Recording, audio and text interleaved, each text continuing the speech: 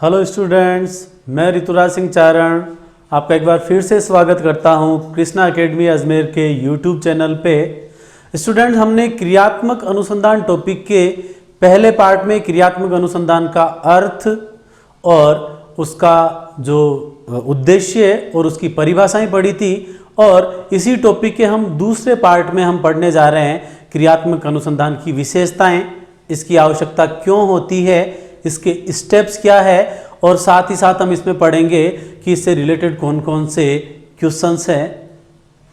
Heading है क्रियात्मक अनुसंधान की प्रमुख विशेषताएं। तो देखिएगा, सबसे पहली विशेषता में आपके नाम आता है क्रियात्मक अनुसंधान में विद्यालय की समस्याओं का विधि पूर्वक अध्ययन होता है। यहां पर हम बात किसकी कर रहे हैं? विद्यालय की समस्याओं को आपको सबसे पहले क्या करना है? अध्ययन करना है। फिर उस समस्या के समाधान के लिए आप क्या करोगे? परिकल्पना उपकल्पनाओं को क्या करोगे? निर्माण करोगे। उनका निर्माण किस ढंग से किया जाएगा?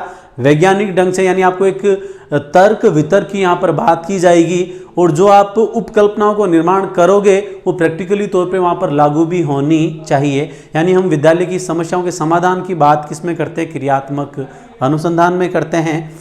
फिर अगला देखिएगा, अगला पॉइंट आ रहा है इसमें अनुसंधानकर्ता। अभी हमने ऑब्जेक्टिव में भी पढ़ा था, अनुसंधानकर्ता में हमने कितने नाम पढ़े थे? 3 नाम फिर से रिपीट हो रहे हैं। अच्छा पॉइंट था, याद रखना। अनुसंधानकर्ता में टीचर, एचएम प्रधानाचार्य और प्रशासक या प्रबंधक, ये तीनों ही आपके किस में आएंगे? अनुसंधानकर्ता में। तो अनुसंधानकर्ता कौन हो सकता है? शिक्षक हो सकता है, प्रधानाध्यापक हो सकता है, प्रबंधक, और क्या हो सकता है? निरीक्षक। स्टार मार्क कर देता हूं, यहां से एग्जाम में क्वेश्चन बनने की पूरी संभावना रहेगी।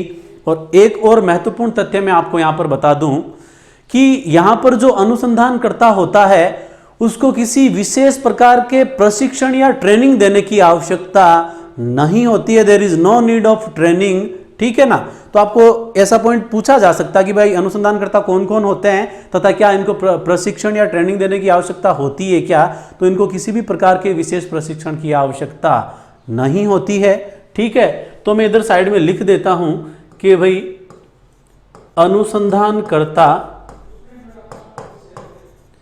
अनुसंधानकर्ता को प्रशिक्षण देने की आवश्यकता नहीं होती। प्रशिक्षण देने की आवश्यकता नहीं होती। ये जो दोनों ही पॉइंट है, एक को मैं स्टार मार्क कर चुका हूं, दूसरा मैंने जो यहां पर लिखा है इसको भी मैं स्टार मार्क कर देता हूं। यहां से डेफिनेटली एग्जाम में क्वेश्चन पूछा जा सकता है, आपको यहीं से ही फंसाएगा कि निम्न में से क्रियात्मक अनुसंधान के बारे में असत्य कथन क्या है। तो याद रखना, अनुसंधानकर्ता को प्रशिक्षण देने की आवश्यकता नहीं होती है।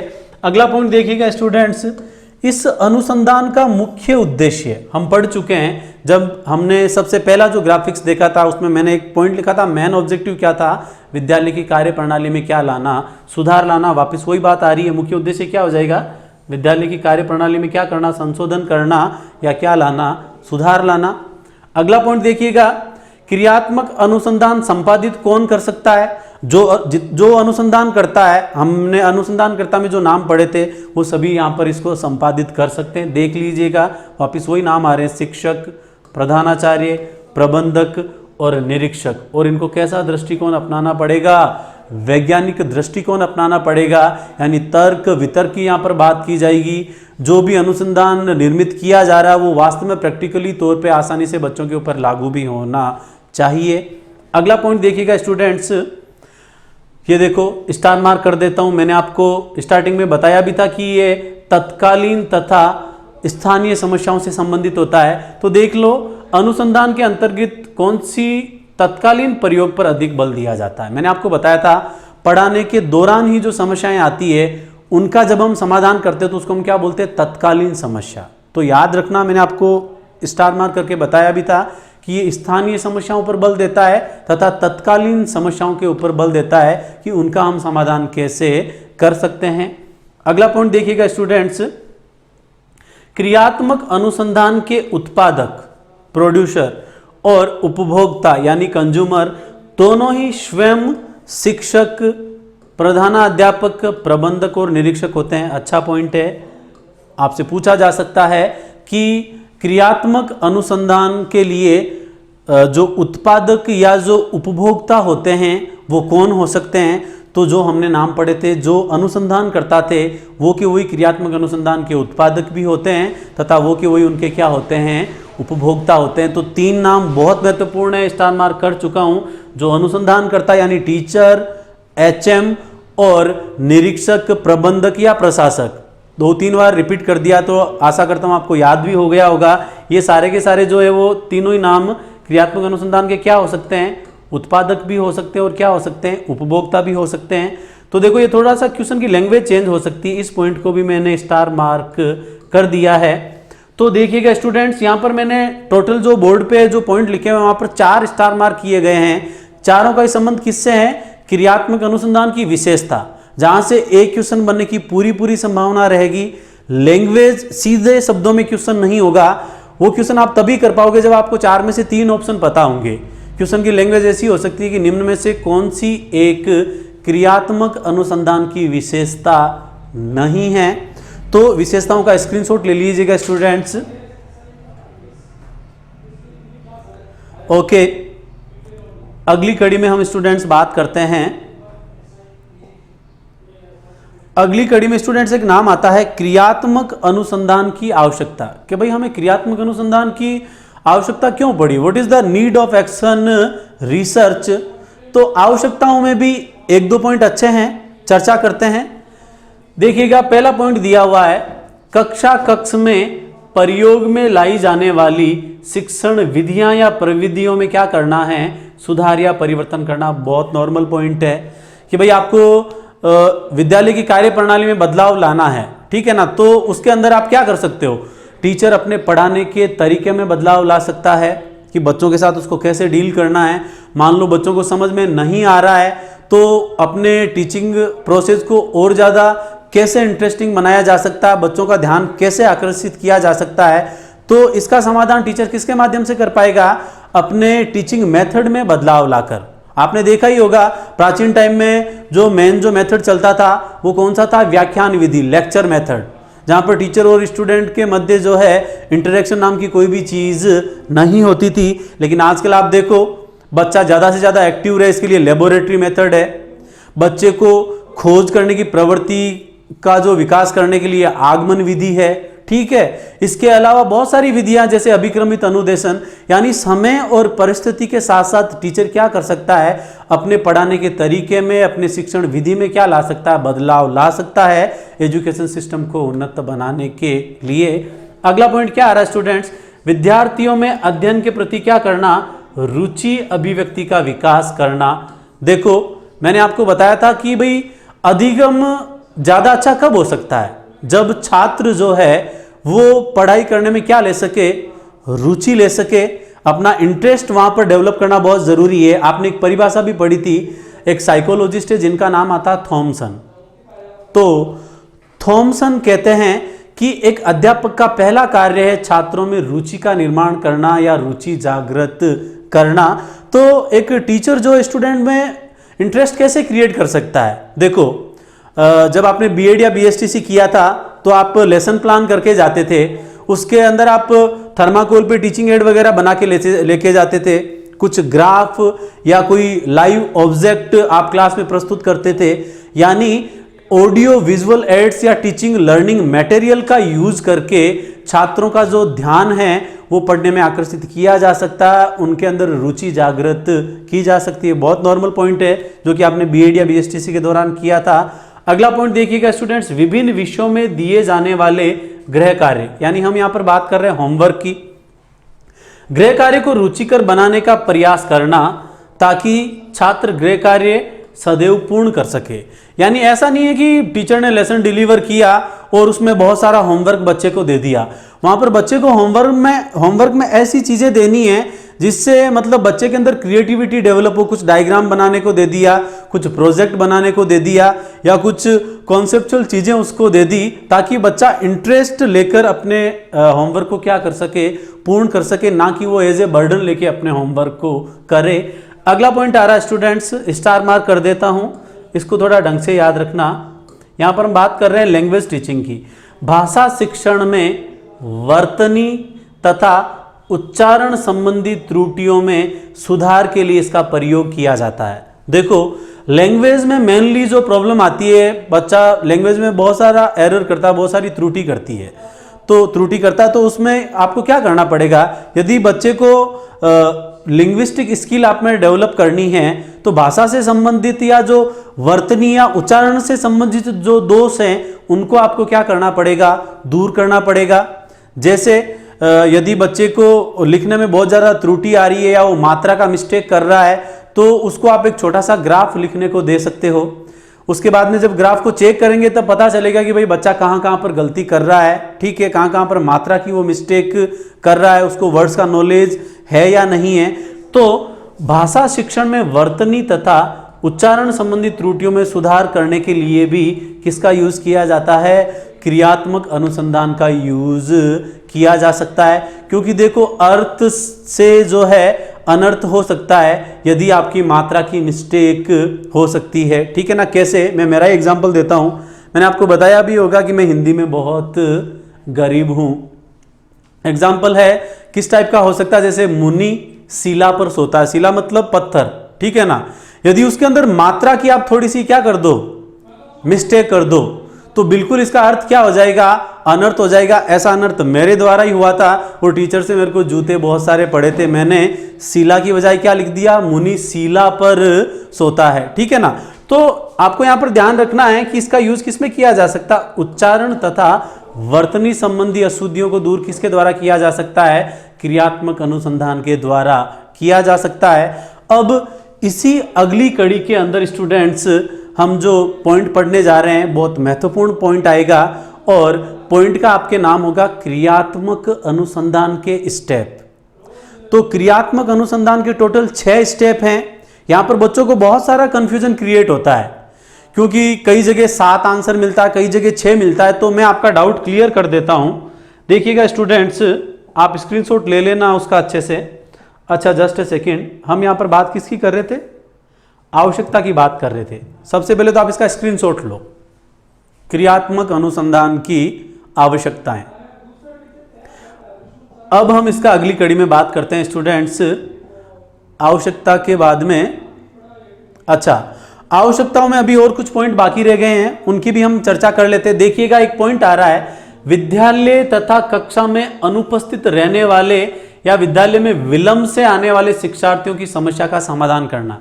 मैंने आपको बताया था बच्चों में पलायन करने की प्रवृत्ति पाई जाती है, ठीक है ना, बताया था ना। उसका समाधान कैसे किया जा सकता है वो भी मैंने आपको विद एग्जांपल बताया था। और जो बच्चे स्कूल में देरी से आते हैं, विलंब से आते हैं, उनकी समस्या का कैसे समाधान किया जा सकता है, उसकी भी बात किसमें की जाती है, क्रियात्मक अनुसंधान में। अगला पॉइंट आ रहा है, कक्षा शिक्षण में छात्रों का सक्रिय योगदान बढ़ाने के लिए। मैंने आपको बताया था कि बाल केंद्रित शिक्षा तभी हो सकती है जब शिक्षक तथा छात्र में ज्यादा से ज्यादा क्या हो सके, अंतरक्रिया हो सके, इंटरेक्शन हो सके। ये कब होगा, जब टीचर का जो है बर्ताव स्टूडेंट के साथ कैसा होगा, फ्रेंडली होगा, और समय और परिस्थितियों के साथ साथ वो रिजिड भी हो सकता है और सॉफ्ट भी हो सकता है, ठीक है ना। तो ये हम सब क्यों कर रहे हैं, ताकि बच्चा ज्यादा से ज्यादा क्लास के अंदर क्या कर सके, इंटरेक्ट कर सके, अपनी सक्रिय भागीदारी बता सके, तभी वो पढ़ने में इंटरेस्ट वहां पर ले पाएगा। तो टीचर को बहुत ज्यादा रिजिड, बहुत ज्यादा स्ट्रिक्ट यहां पर नहीं होना चाहिए। यानी क्लास का वातावरण हमें जीवंत बनाना है। एक पिन ड्रॉप साइलेंस वाली बात क्लास के अंदर कभी भी लागू नहीं होनी चाहिए। अगला पॉइंट देखिएगा स्टूडेंट्स, परीक्षाओं में नकल करने की प्रवृत्ति को क्या करना, समाप्त करना। आपने पढ़ा भी होगा 1992 के अंदर माध्यमिक शिक्षा बोर्ड ने एक अधिनियम बनाया था जो कि नकल को रोकने के लिए था। तो ये भी एक समस्या है। तो हमें क्या करना, बच्चे की जो नकल करने की जो प्रवृत्ति है उसको भी आपको क्या करना है, दूर करना है। इसके लिए भी क्रियात्मक अनुसंधान की जरूरत पड़ी और माध्यमिक शिक्षा बोर्ड ने 1992 में अधिनियम भी पारित किया था। अगला पॉइंट देखिएगा स्टूडेंट्स, हम यहां पर बात करते हैं कुसमायोजित मेल एडजस्टेड छात्रों की व्यक्तिगत समस्याएं एवं विद्यालयों से संबंधित समस्याओं के समाधान के लिए। स्टार मार्क कर रहा हूं मैं यहां पर। हम यहां पर बात किसकी कर रहे हैं, व्यक्तिगत समस्याओं का समाधान, लेकिन किसकी, कुसमायोजित बच्चे की।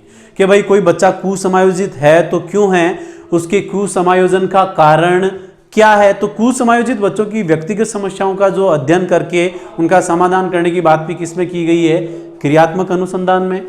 अगला नाम आता है स्टूडेंट्स विद्यालय के संगठित एवं प्रशासन संबंधी समस्या, कि भाई यदि स्कूल के अंदर मैनेजमेंट को लेकर कोई प्रॉब्लम आ रही है तो वो भी जो है क्रियात्मक अनुसंधान की आवश्यकता है, क्योंकि सबसे पहली चीज तो मैनेजमेंट ही होता है, प्रशासन होता है। यदि प्रशासन में प्रॉब्लम आ रही है तो एजुकेशन सिस्टम जो है वो कभी इफेक्टिव नहीं हो सकता। तो यहाँ पर हम शैक्षिक प्रणाली में बदलाव के साथ साथ प्रशासन और प्रबंधक की प्रणाली में भी बदलाव की हम यहाँ पर बात करते हैं। आप इसका भी स्टूडेंट्स स्क्रीनशॉट ले लीजिएगा। ओके स्टूडेंट, तो अगला जो अपना पॉइंट आ रहा है कि भाई क्रियात्मक अनुसंधान के स्टेप्स कितने हैं, इसके टोटल कितने पद या टोटल चरण कितने हैं। तो यहाँ पर दो टाइप के क्वेश्चन बनते हैं, कंफ्यूज होने की आवश्यकता नहीं है। यदि आपसे सीधा सीधा पूछे कि क्रियात्मक अनुसंधान के कितने स्टेप्स है तो उसका आंसर होगा 6, ठीक है ना। तो देखिएगा स्टूडेंट्स, यदि आपसे केवल स्टेप्स पूछे तो इसके कुल पदों की संख्या कितनी है, 6 है। वो पद कौन कौन से हैं अभी हम चर्चा करेंगे, एक्सप्लेन करके बताऊंगा। और दूसरा आपसे यह पूछा जा सकता है, यदि आपसे पूछे कि क्रियात्मक अनुसंधान के एंडरसन द्वारा कितने स्टेप बताए, तो याद रखना एंडरसन ने इसके टोटल कितने स्टेप बताए हैं, 7 स्टेप बताए हैं। तो यदि आपको 7 स्टेप याद रखना तो आपको पर्टिकुलरली पूछा जाएगा कि इसके क्रियात्मक अनुसंधान के एंडरसन द्वारा कितने स्टेप बताए गए, तो उसका आंसर क्या हो जाएगा, 7 स्टेप। और यदि आपसे सीधा सीधा पूछे कि भाई क्रियात्मक अनुसंधान के कितने पद है या इसको कितने चरणों में बांटा गया है, तो उसका आंसर क्या हो जाएगा स्टूडेंट्स, 6। मैंने साइड में लिख दिया है, आप लास्ट में स्क्रीनशॉट ले लेना, स्टार मार्क भी कर देता हूं मैं इसको। अब इसके 6 स्टेप कौन कौन से, that is the top most important question of this topic. आपसे पूछा जा सकता है कि निम्न में से कौन सा एक क्रियात्मक अनुसंधान का पद नहीं है, या फिर आपको इसके सीक्वेंस से रिलेटेड क्वेश्चन भी आपको पूछा जा सकता है। तो ये 6 के 6 पॉइंट आपको सीक्वेंस में याद होने चाहिए। देखिएगा स्टूडेंट्स, इसके स्टेप्स में सबसे पहला पॉइंट आता है, मैंने आपके लिए ग्राफिक्स तैयार किया है कि सबसे पहले हम किसी समस्या की क्या करते हैं, पहचान करते हैं। तो पहला स्टेप्स क्या आता है स्टूडेंट्स, समस्या की क्या करना, पहचान करना। समस्या की पहचान करने का मतलब यह है कि जो समस्या जो है वो किस सब्जेक्ट की है और वो कौन सी क्लास से रिलेटेड है, यानी उस समस्या की पहचान करने का संबंध किससे हो जाएगा कि उस समस्या का क्षेत्र क्या है, वो कौन सी क्लास से रिलेटेड है और कौन सी क्लास के कौन से सब्जेक्ट से रिलेटेड है, इसका संबंध किससे होगा, समस्या की सबसे पहले हमने क्या कर ली, पहचान कर ली। फिर अगला पॉइंट आ जाएगा स्टूडेंट्स, उस समस्या को क्या करना, परिभाषित करना, उस समस्या को डिफाइन करना। तो सेकंड स्टेप आपका क्या हो जाएगा स्टूडेंट्स, समस्या को क्या करना, परिभाषित करना।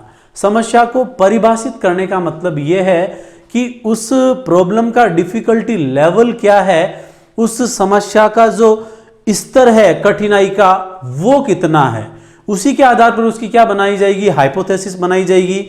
उस समस्या के लेवल के अकॉर्डिंग क्या जुटाए जाएंगे, आंकड़े जुटाए जाएंगे। तो समस्या को परिभाषित करने का संबंध किससे है, उस समस्या की कठिनाई के स्तर का पता लगाने से है।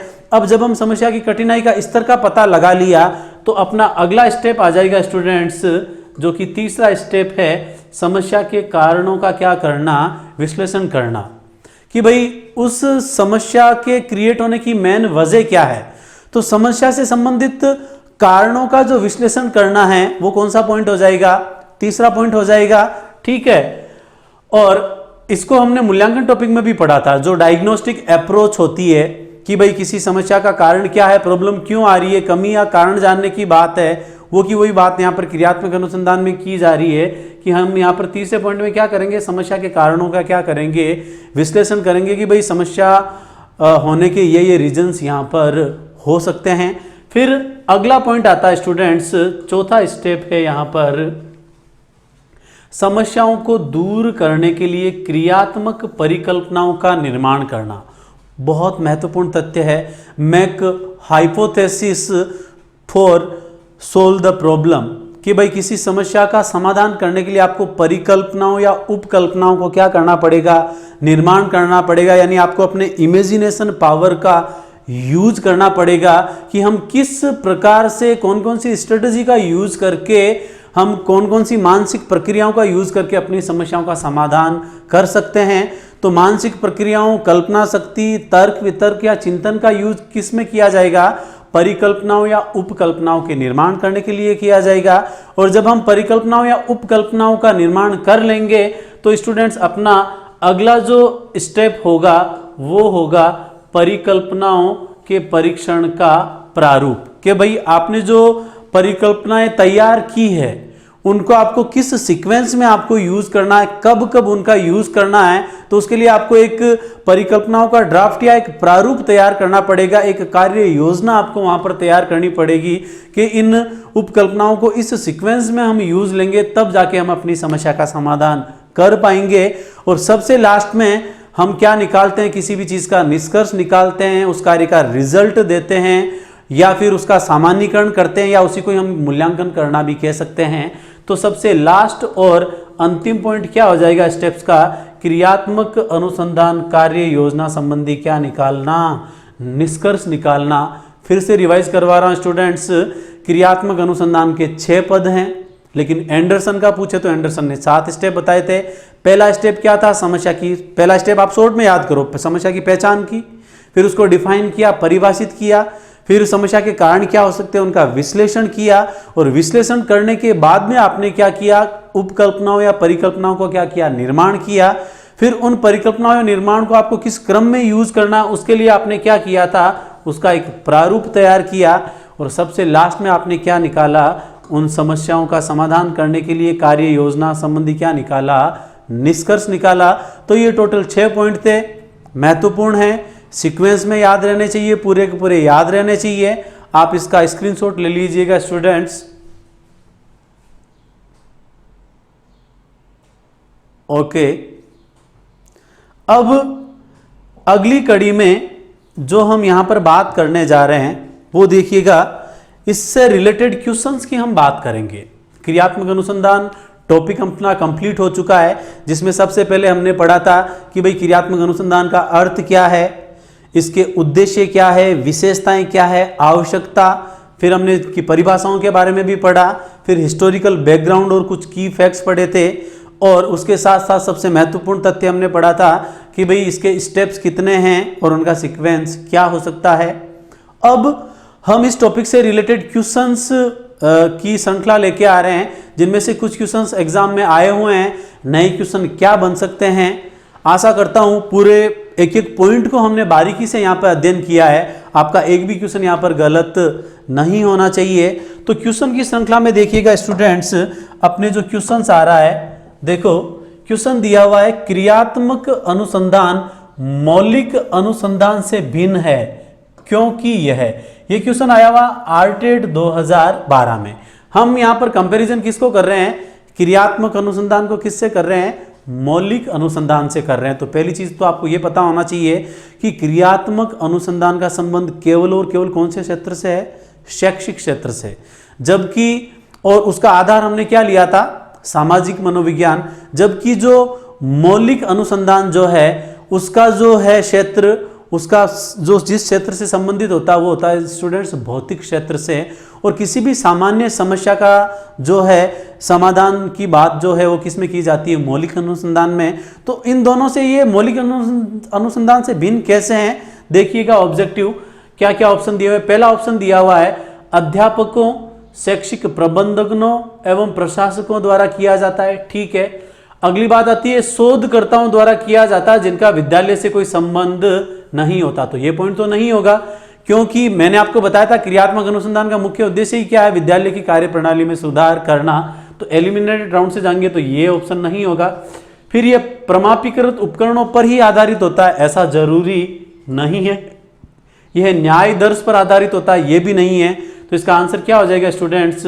अध्यापकों, शैक्षिक प्रबंधनों या प्रबंधकों एवं प्रशासकों द्वारा किया जाता है। मैंने आपको बताया था, बार बार रिवाइज करवाया था कि इसके अंदर जो अनुसंधानकर्ता जो है उसमें 3 नाम थे, टीचर, एचएम, प्रशासक, प्रबंधक या निरीक्षक। तीनों को अलग अलग नाम या एक ही नाम से हम संबोधित कर सकते हैं।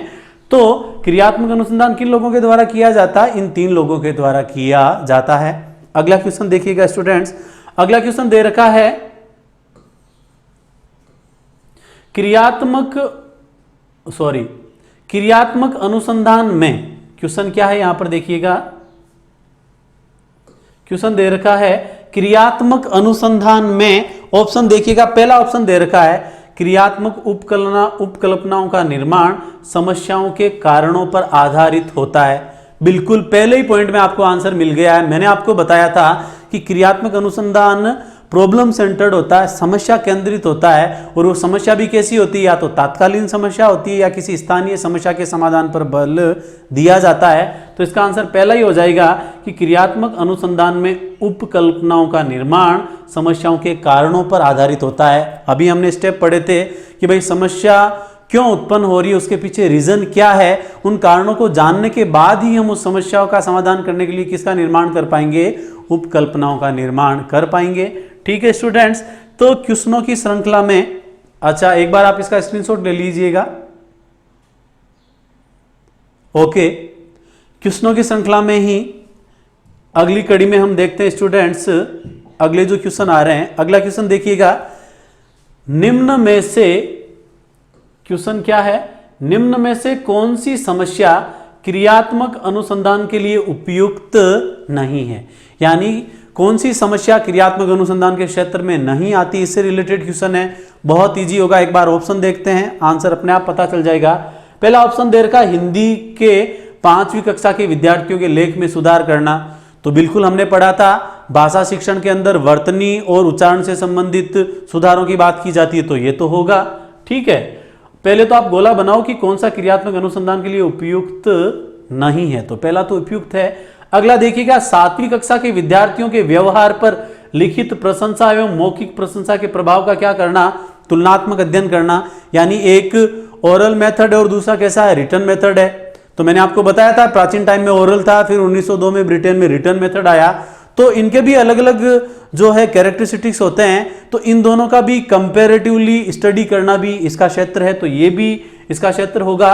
अगला स्टूडेंट्स आ रहा है परंपरागत विधि के ऊपर कंप्यूटर सहायतित अनुदेशन का प्रभाव, तो ये इसका सीधा सीधा आंसर हो जाएगा, क्योंकि मैंने आपको बताया था कि जब इसकी विशेषताएं बताई थी तो मैंने आपको बताया था कि क्रियात्मक अनुसंधान जो है वो यांत्रिक तरीके का खंडन करता है तथा साथ ही साथ परंपरागत या रूढ़िवादी तरीके का भी क्या करता है, खंडन करता है। तो परंपरागतता, रूढ़िवादिता या यांत्रिकता जो है कभी भी इसके क्षेत्र में शामिल नहीं होगी, तो इसका आंसर क्या हो जाएगा, परंपरागत विधि के ऊपर कंप्यूटर सहायतित अनुदेशन का क्या करना, प्रभाव करना।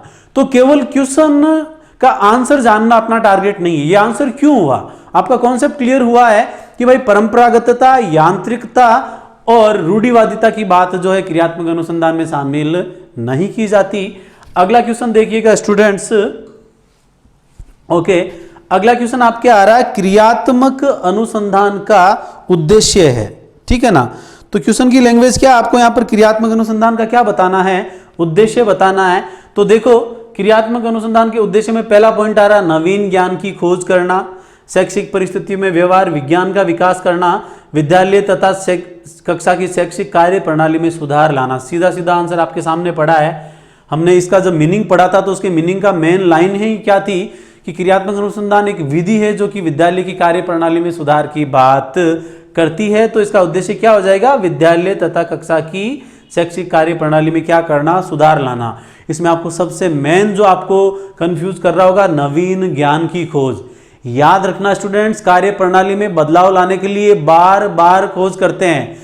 केवल नवीन ज्ञान की प्राप्ति करना या नवीन ज्ञान की खोज करने का संबंध क्रियात्मक अनुसंधान से नहीं होता। इसका संबंध किससे होता है, शैक्षिक परिस्थिति में सुधार या बदलाव लाने के लिए आपको बार बार जो खोज करनी पड़ती है, तो कार्य प्रणाली में सुधार के संबंधित जो रिसर्च होती है वही क्रियात्मक अनुसंधान का मुख्य उद्देश्य होता है। स्क्रीनशॉट ले लो आप एक बार। ओके स्टूडेंट्स, क्वेश्चनों की अगली श्रृंखला में हम बात करने जा रहे हैं। देखिएगा आप, क्वेश्चन दिया हुआ है, क्वेश्चन की लैंग्वेज अच्छे से पढ़ो। एक अध्यापक या अध्यापिका विद्यार्थियों को किसी विषय की अपनी अवबोधनात्मक, अवबोधन का मतलब होता है समझ, सूझ या अंडरस्टैंडिंग, अवबोधनात्मकता को प्रतिबिंबित करते हुए संकल्पनात्मक, संकल्पनात्मक मतलब एक कॉन्सेप्ट की हम बात कर रहे हैं, संकल्पनात्मक मानचित्र का निर्माण करने को कहता या कहती है। तो इसका संबंध किससे होगा? क्वेश्चन एक बार फिर से पढ़ लो। यहां पर टीचर जो है वो किसकी बात करता है? अवबोध यानी अंडरस्टैंडिंग को डेवलप करने की बात कर रहा है, और कॉन्सेप्ट का जो कॉन्सेप्ट मैपिंग की जो यहां पर बात कर रहा है, तो उसका संबंध किससे होगा? ऑप्शन देखिएगा स्टूडेंट्स। पहला पॉइंट आ रहा है विद्यार्थियों की स्मृतियों को मंथर गति से जागृत कर रहा है। बिल्कुल ऐसा नहीं होगा, क्योंकि यदि गति ही स्लो है, धीमी गति के समाचार हैं, तो वो यहां पर इफेक्टिव नहीं हो पाएगा। पहला ऑप्शन नहीं होगा। सेकंड देखिएगा, रचनात्मक आकलन कर रहा है। रचनात्मक आकलन की यहां पर बात हो सकती है। अगले ऑप्शन देख लेते हैं, छात्रों की मुख्य बिंदुओं का सार लिखने की क्षमता का परीक्षण कर रहा है। अगला आ रहा, छात्रों की उपलब्धि के मूल्यांकन हेतु शीर्षकों के विकास का प्रयास कर रहा है। यह पॉइंट भी नहीं होगा। तो ये तो आपको समझ में आ ही गया होगा। हम एलिमिनेट राउंड में जाएंगे। पहला और चौथा ऑप्शन इसका आंसर नहीं होगा। इन दो क्वेश्चनों को ढंग से पढ़ो, दो ऑप्शंस को। एक ऑप्शन दे रखा है छात्रों की मुख्य बिंदुओं का सार लिखने की क्षमता का परीक्षण करना, कि भाई जो मेन पॉइंट है उनका सार छात्र लिख पा रहा है या नहीं कर पा रहा है। ये कोई इतना बड़ा प्रॉब्लम क्रिएटिंग मुद्दा नहीं है। तो सीधा सीधा आंसर क्या आ जाएगा? रचनात्मक आकलन की यहां पर बात कर रहे हैं, क्योंकि मैंने आपको बताया था यांत्रिकता का इसमें खंडन हो रहा है, रटाने की प्रवृत्ति का, क्रैमिंग मेथड का क्या हो रहा है? खंडन हो रहा है। यानी इसका अपोजिट क्या हो जाएगा? क्रियात्मक अनुसंधान जो है बच्चे की रचनात्मक प्रवृत्ति का विकास करने की बात कर रहा है। तो इसका आंसर क्या हो जाएगा? यदि आपको कॉन्सेप्ट डेवलप करना है या आपको अवबोध या समझ डेवलप करनी है, इसका मतलब आप किसका आकलन कर रहे हो? रचनात्मक प्रवृत्ति का आकलन आप यहां पर कर रहे हो। उसी से आपको पता चलेगा कि बच्चे का कॉन्सेप्ट डेवलप हुआ है या नहीं हुआ है। क्वेश्चनों की श्रृंखला में अगला क्वेश्चन देखिएगा, बहुत प्यारा क्वेश्चन है, स्टार मार्क लगा देता हूं। ये दोनों ही क्वेश्चन बहुत लेवल वाले हैं, समझा देता हूं मैं आपको। अगला क्वेश्चन दे रखा, निम्न में से कौन सा कारक समस्या समाधान में बाधक हो सकता है? कि भाई ऐसी कौन सी चीज है जो आपके समस्या का समाधान करने में प्रॉब्लम क्रिएटिंग हो सकती है? ऑप्शन देखिएगा। पहला पॉइंट आ रहा रुचि, बिल्कुल बाधक नहीं होगी। अगला पॉइंट दे रखा बुद्धि, तो बुद्धि भी कभी बाधक नहीं हो सकती समस्या के समाधान में। पूर्व अधिगम सार, जो आपने पूर्व की परिस्थितियों में जो पूर्व ज्ञान आपने प्राप्त किया था वो भी कभी बाधक नहीं बनेगा, क्योंकि पूर्व ज्ञान के आधार पर हम क्या करते हैं? नवीन ज्ञान की प्राप्ति करते हैं। तो इसका सीधा सीधा आंसर क्या हो जाएगा? मानसिक वृत्ति। तो आपकी जो मानसिक वृत्ति है, जो आपका मेंटल मैकेनिज्म है, जो आपका सोचने का नजरिया है, दृष्टिकोण है, वो आपकी समस्या के समाधान में क्या बन सकता है? बाधक बन सकता है। देखो भाई, दो टाइप के लोग होते हैं। एक तो वो लोग होते हैं कि चाहे कुछ भी हो जाओ, मुझे तो इस प्रॉब्लम का सॉल्यूशन निकालना ही है, या मुझे किसी एग्जाम में पॉजिटिव रिजल्ट देना ही है, रैंक की प्राप्ति करनी है। तो ये एटीट्यूड कैसा है? पॉजिटिव एटीट्यूड है। और एक हम काम स्टार्ट करने से पहले ऐसा सोचने लग जाएं कि यार वैकेंसी तो थोड़ी सी है, फॉर्म बहुत ज्यादा भरे जाएंगे, मेरा नंबर तो कहां से आएगा? यानी प्रॉब्लम अपनी मानसिक वृत्ति में ही क्रिएट हो गई है। तो यदि आप किसी पूर्वाग्रह से ग्रसित हो गए हो, या आपकी मानसिक वृत्ति जो है नेगेटिव हो चुकी है, तो आपके समस्या समाधान में क्या बन सकती है? बाधक बन सकती है। एक बार आप इस क्वेश्चन का स्क्रीनशॉट ले लो स्टूडेंट्स। अब बहुत कम क्वेश्चंस बचे हैं। ओके स्टूडेंट्स, तो क्वेश्चनों की अगली कड़ी में हम बात करने जा रहे हैं। देखिएगा, एक क्वेश्चन लिखा हुआ है, क्रियात्मक अनुसंधान में अनुसंधान का अर्थ है, what is the means of research. तो मैंने आपको टॉपिक जब स्टार्ट किया था उसी टाइम बता दिया था, आपको ऑप्शन देखने की भी जरूरत नहीं पड़ेगी। री का मतलब होता है पुनः या बार बार, तो रिसर्च का अर्थ क्या हो जाएगा? बार बार खोजना। तो इसका आंसर क्या हो जाएगा स्टूडेंट्स? अनुसंधान का अर्थ क्या हो जाएगा? बार बार खोजना। और इसी अगली कड़ी में देखिएगा, अगला क्वेश्चन आ रहा है, शिक्षा के क्षेत्र में क्रियात्मक अनुसंधान का सर्वप्रथम उपयोग कब व किसने किया? तो मैंने आपको बताया था, दो चीजें कंपेयर करके बताई थी कि शिक्षा के क्षेत्र में सर्वप्रथम यूज किसने किया? 1926 में। किसके द्वारा किया गया? बकिंगम।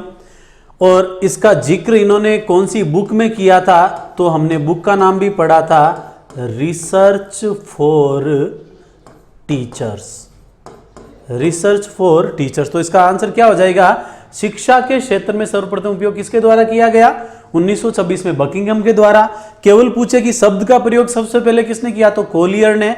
और शैक्षिक समस्याओं के समाधान में जो इसका यूज किया था या शिक्षा के क्षेत्र में प्रायोगिक रूप से इसका जो यूज किया था, तब इसका आंसर बकिंघम की बजाय क्या आ जाएगा? स्टीफन एम कोरे। और डेट आ जाएगी 1953। बाकायदा मैंने आपको एक्सप्लेन करके बताया था।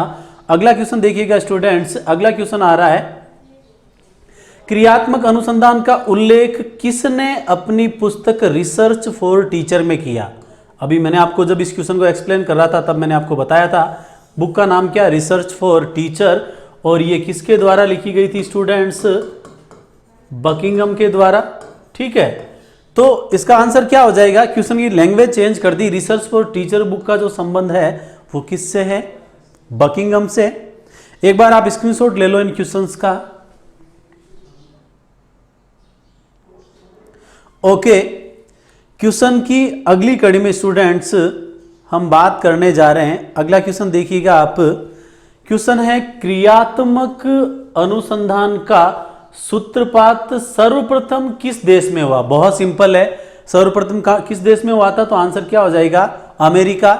अमेरिका के 4 शिक्षा शास्त्री कौन कौन थे? कोलियर, लुईन, हैरिकेन और एक हमने नाम पढ़ा था स्टीफन एम कोरे। सारे नाम मैंने आपको अच्छे से स्क्रीनशॉट के साथ लेने को भी कहा था, एक जगह व्यवस्थित वेल अरेंज तौर पे आपको बताया था। अगला क्वेश्चन देखिएगा स्टूडेंट्स, डेफिनेशन का क्वेश्चन है, अभ्यासकर्ता अपनी समस्याओं का वैज्ञानिक ढंग से अध्ययन करता है। तो देखो मैंने आपको बताया था कि अभ्यासकर्ता जो है अपनी समस्याओं का वैज्ञानिक ढंग से अध्ययन की जो बात है वो किसके द्वारा की गई थी? बहुत महत्वपूर्ण नाम, स्टीफन एम कोरे, जिन्होंने शैक्षिक समस्याओं का समाधान करने के लिए प्रायोगिक तौर पे क्रियात्मक अनुसंधान का यूज किया था। तो समस्याओं का वैज्ञानिक ढंग से अधिगम करता, यूज करता, उसकी बात कौन करता है? तो इसका आंसर आ जाएगा स्टूडेंट्स कोरे, अर्थात स्टीफन एम कोरे। एक बार आप इसका भी स्क्रीनशॉट ले लें। ओके, क्वेश्चनों की श्रृंखला में अब 2 क्वेश्चन बाकी रहे हैं जिनको मैं आपको बताता हूं। अगले क्वेश्चन देखिएगा स्टूडेंट्स। अगला क्वेश्चन दे रखा, क्रियात्मक अनुसंधान किया जाता है। तो इसमें आपको सबसे मेन जो आपको कॉन्फ्यूज करेगा वो पहला नाम आता है शोधकर्ताओं द्वारा। तो इसके अंदर पर्टिकुलर शोधकर्ता या किसी ट्रेनिंग लेने की जरूरत कभी भी नहीं होती। मैंने आपको बताया था कि क्रियात्मक अनुसंधान किया जाने का जो सबसे महत्वपूर्ण कार्य वो किसके द्वारा किया जाता है? टीचर के द्वारा किया जाता है। तो इसका आंसर क्या हो जाएगा? सीधा सीधा क्रियात्मक अनुसंधान किसके द्वारा किया जाता है? अध्यापक द्वारा किया जाता है, ना कि वैज्ञानिकों के द्वारा, ना कि शोधकर्ता द्वारा और ना ही समाज के द्वारा। ये किसके द्वारा किया जाता है?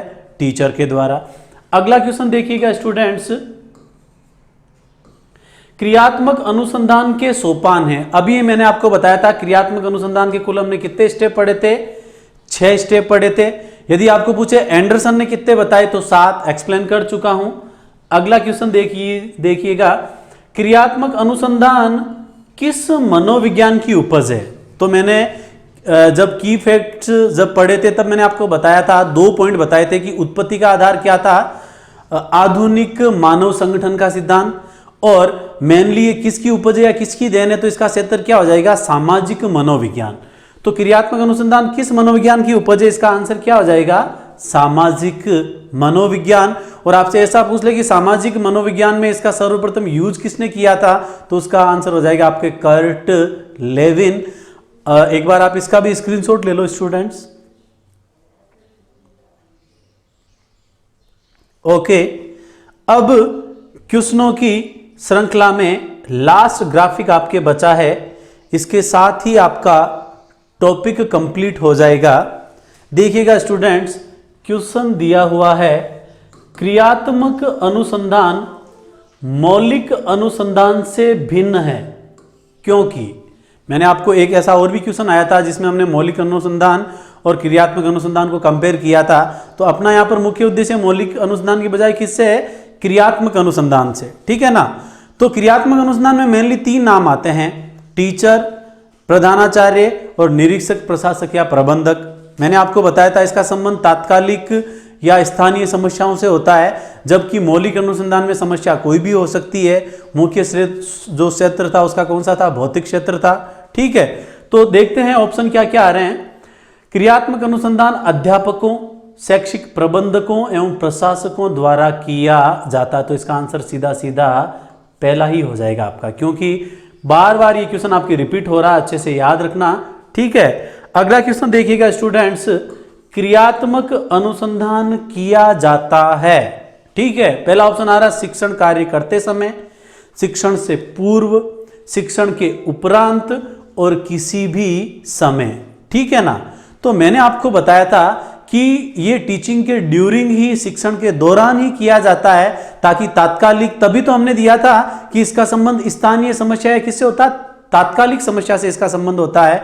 तो क्रियात्मक अनुसंधान कब किया जाता है? शिक्षण कार्य करते समय ही किया जाता है, टीचिंग के दौरान ही किया जाता है। बहुत प्यारा क्वेश्चन है ये, स्टार मार्क कर देता हूं, बहुत कंफ्यूजन आपको क्रिएट कर सकता है, इसीलिए मैंने ये जो महत्वपूर्ण पॉइंट थे उनको बार बार बोला था कि तात्कालिक समस्याओं के साथ इसका संबंध होता है, या फिर स्थानीय समस्याओं के साथ इसका संबंध होता है, या टीचर द्वारा मेनली बनाए जाते हैं, या मुख्य उद्देश्य होता है विद्यालय की कार्य प्रणाली में क्या करना?